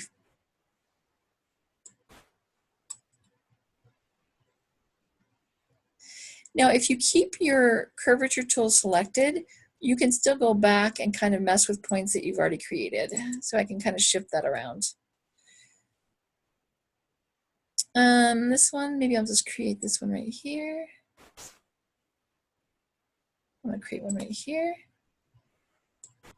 Oh, looks like I need to create one right here. Now, again, I can use my white arrow tool to mess with these as well. So once I've got things kind of close, I could always go back here and kind of adjust these.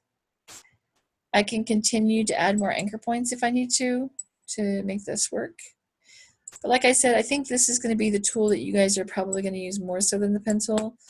I'm a pen tool girl, so I'm going to use pen tool, and I'm probably faster at it. But yeah.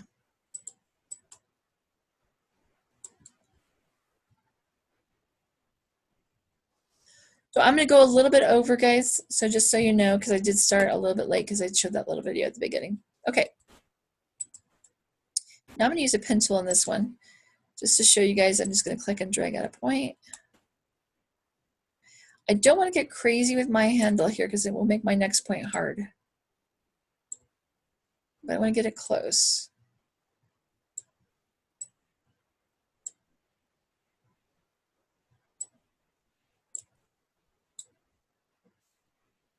Back and close over it.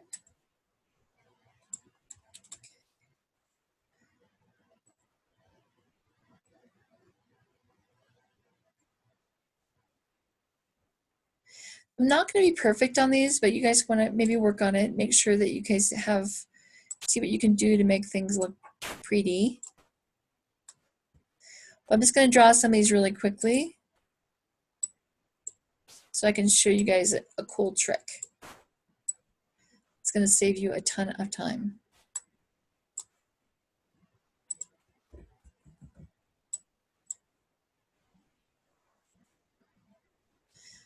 My cats must like you guys because they're hanging out right next to me.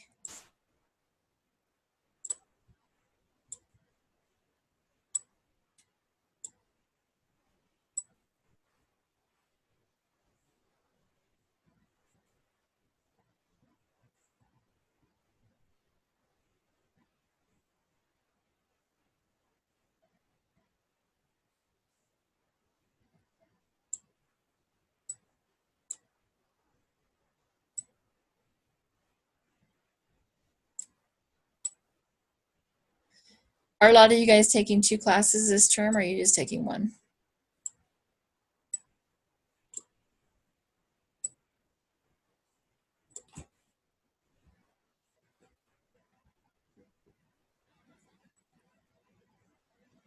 Just 1 for Jeremy? It's sure nice when you get to those 1s. It's kind of a requirement. So I was associate dean when I was on campus for a while, and it's kind of a requirement for you guys for your financial aid to carry a certain number of credit hours during every 4-week period. So I know it sucks sometimes when you have to take 2. Jasmine's taking 2, but at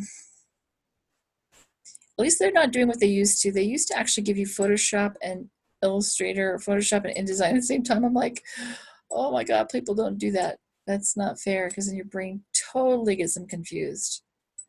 You need a little bit of space between them. So at least they fixed that. So you're not taking Photoshop and Illustrator at the same time. Yeah, my gosh. We're like, oh, people, what are you doing? Your brain has a hard enough time keeping track of the difference between them. And then you do them at the same time. I'm like, there's just, your brain is totally going to combine those together. So they fixed that. So they stopped doing that, but it was a nightmare. Okay, I'm gonna do this little one up here, and then I'm gonna show you guys what it looks like. I'm gonna show you my trick. So know that you'd want to do these little ones right here too, and fill all the little ones in, but just for time's sake, I'm gonna do it like this. Okay. All right, so all we're gonna do now is we're gonna just come over here to our swatches, and we can just have it selected, and then just put a color in it. I can also use the eyedropper and grab colors from other ones and duplicate colors. Make sure your fill's on top. If your background isn't black, then you don't want to have the stroke on there. You'll want to take the stroke off. Oh, I didn't make one there. I'm looking at it like I made one. Just trying for yellow for that one there. Let's do a little purple. Oh, it's like a, kind of hoping for.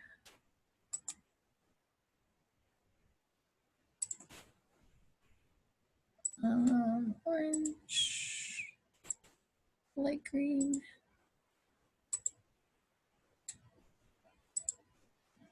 And again, you guys can always use eyedropper. If I want to, I think I should be able just to do this.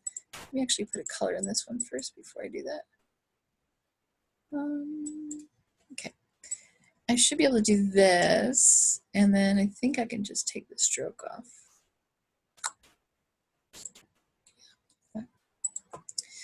Okay. So if you guys imagine, if you guys can remember, under this one, I locked this. I'm going to unlock it just for a second.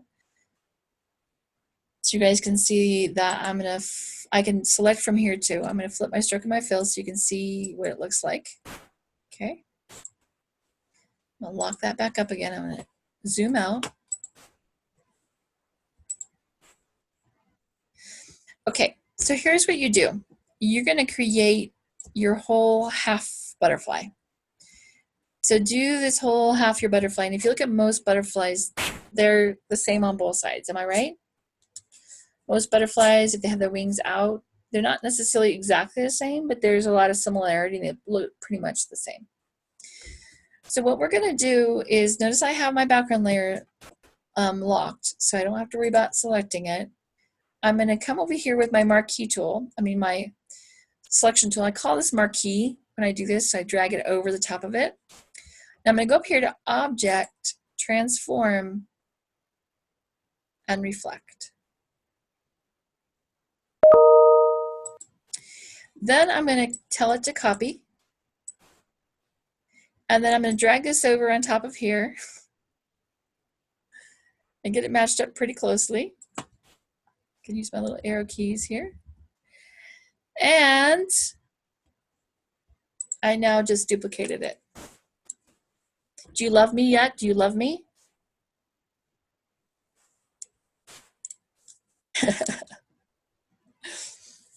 So that can just save you a whole bunch of time. So you're going to create one side of your butterfly, and then you will select it with the black arrow tool, not the white arrow. Select it with the black arrow tool. Make sure your background is locked so you don't have to worry about selecting it.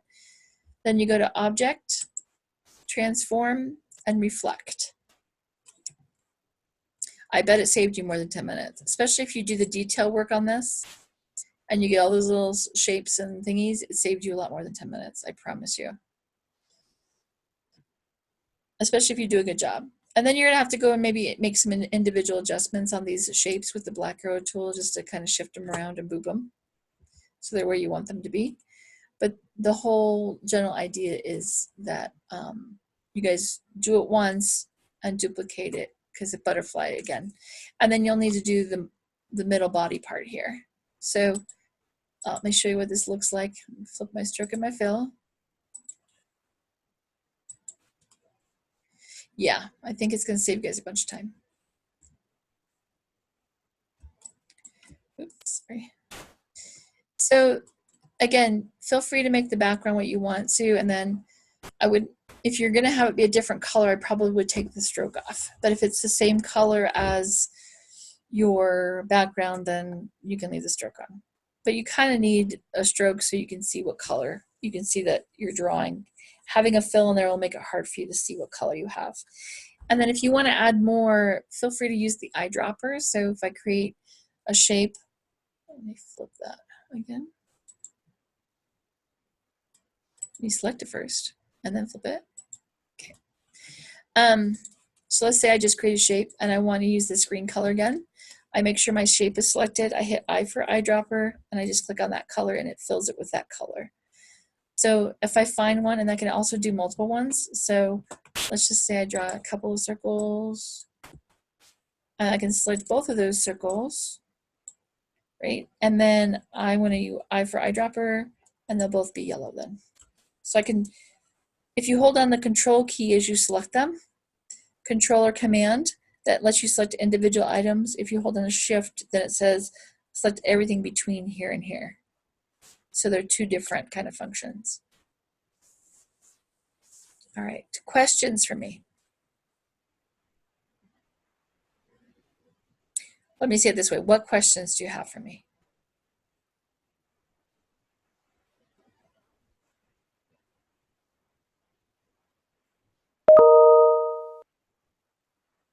I'm getting your okay then. Okay. So if you guys get in there and you start playing with it and you get stuck, Christina is going to be gone until later in the week. So I think she'll be back on Friday. I'm here on Tuesday and Wednesday night. So you guys can work with me on during the multi-session. And then if she's not back on Friday and you guys need me, let me know and I'll pop in and I'll create an extra multi-session on Friday. But she's also here to work with you guys individually and she'll send you an email if she's when she's available. But pop me questions. I try to answer them the best I can based on what you give me. If you give me some nice detail, it makes it a little easier for me to answer your questions. And then this Student Success Center. How many of you guys have used the Success Center before?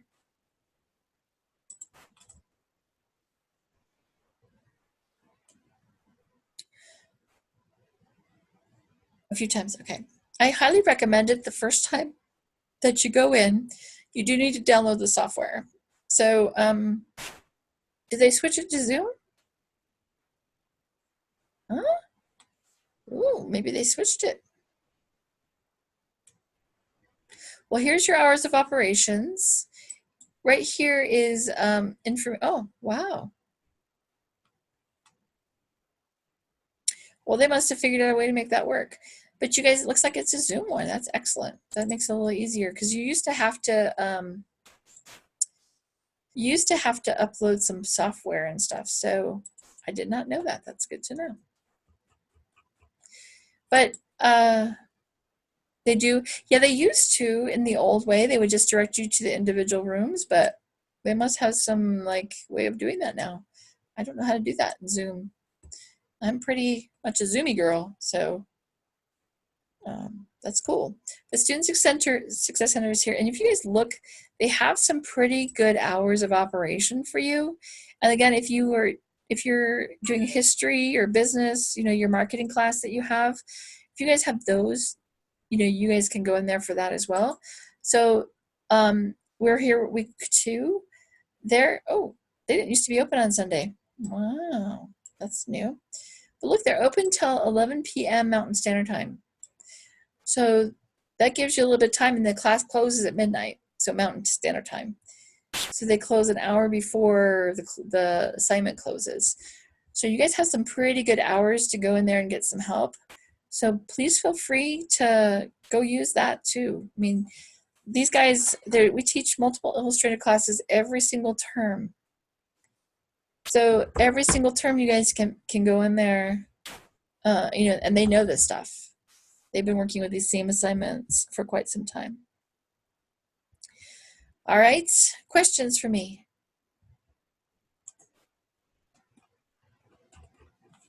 That's cool. I didn't know they switched that to Zoom. That's kind of exciting because I think it's a little easier to use than what they had. And you guys would already have access to Zoom and you already know how to use Zoom. So that's the good news. All right, well, I'm done for tonight, guys.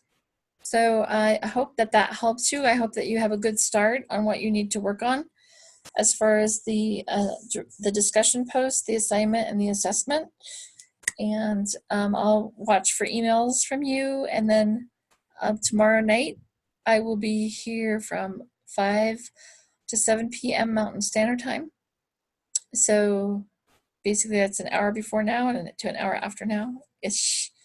We're at 13 after the hour, but close enough. Do I think maybe it's a good one to do the discussion on the butterfly? Well, I mean, they're asking you for some type. They're asking you to do text. So yeah, maybe if you want to think about what you would want to use for your tools on the butterfly, that might be helpful, what tools you might have available here. So I think that might be a good idea. Let me see. I can't remember what it said in there. So let's just see. It says that you want to have typography, colors, and patterns. And you guys can use patterns in there too. So if you wanted to, let me show you guys that you can use some patterns in there. So let's say I have this shape right here selected. If you guys come here, you'll notice that I have some patterns right underneath here. But also, if you click under there, you can find patterns in here. Let's get some animal skin. I can do some animal skin patterns in there.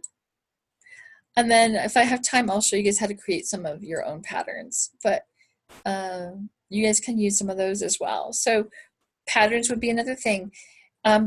Patterns from that point of view, from the window thingy, wouldn't make sense in this context, because unless you're going to be creating your own patterns, because the pattern from the panels is a special one.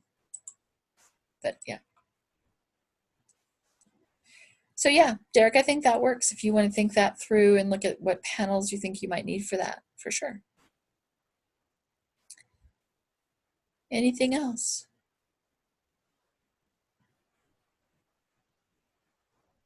All right, I'm going to stop recording this.